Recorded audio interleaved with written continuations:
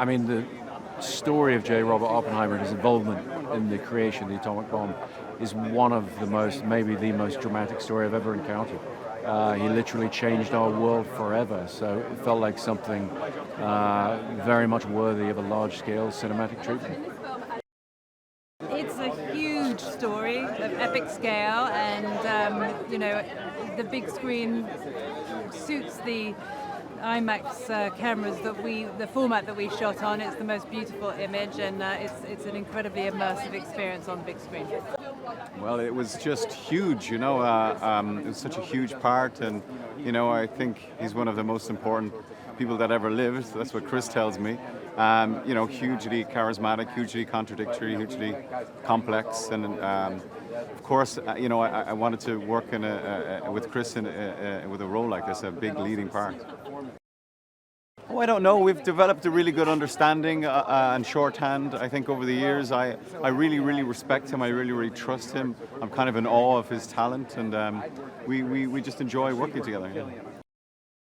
It's always like that, It's always like that with Chris. There's never any green screen. He puts the actors into the environment, and so they can experience it as the characters would. So you get a much more honest, kind of instinctual response, I hope.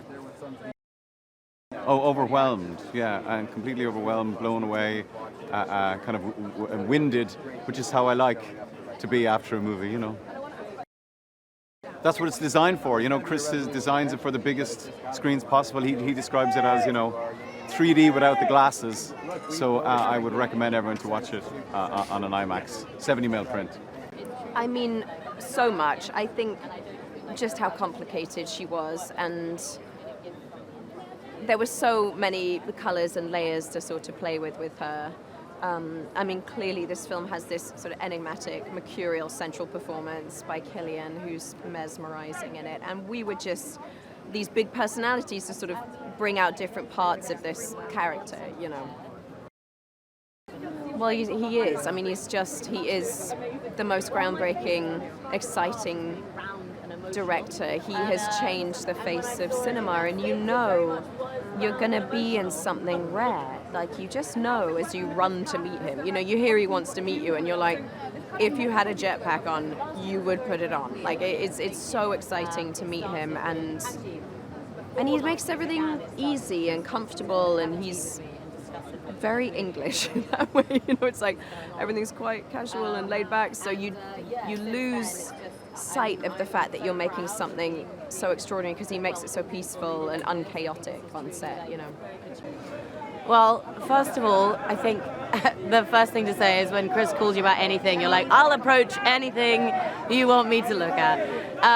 The best thing about Jean was that she has an unbelievable intelligence. She is unbelievably bold for her young age, and she managed to turn the head of one of the most intelligent minds in history. So there's obviously something pretty sparky about her.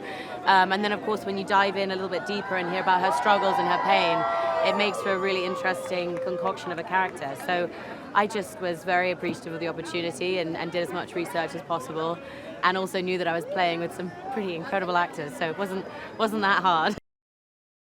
I had been dying to meet Cillian for a long while, and we had so many mutual friends.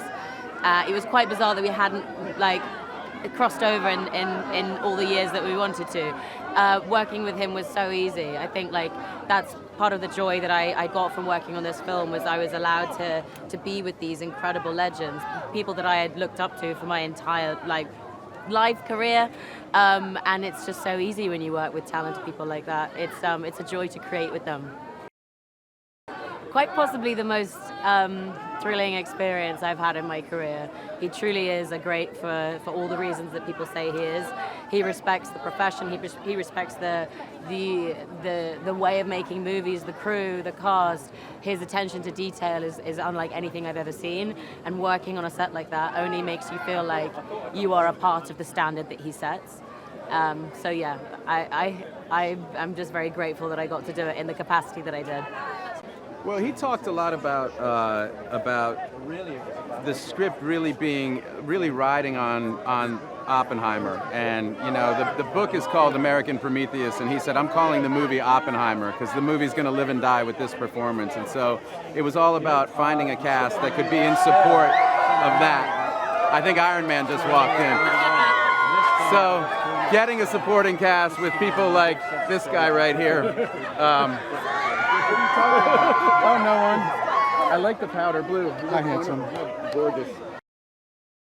Getting a good group with folks like that who could kind of be in support as Cillian kind of put this movie on his back. Yeah.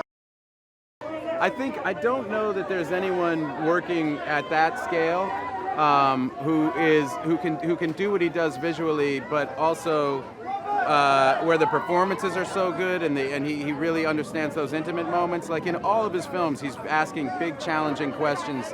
He loves his audience. He loves to kind of make thought-provoking films for them.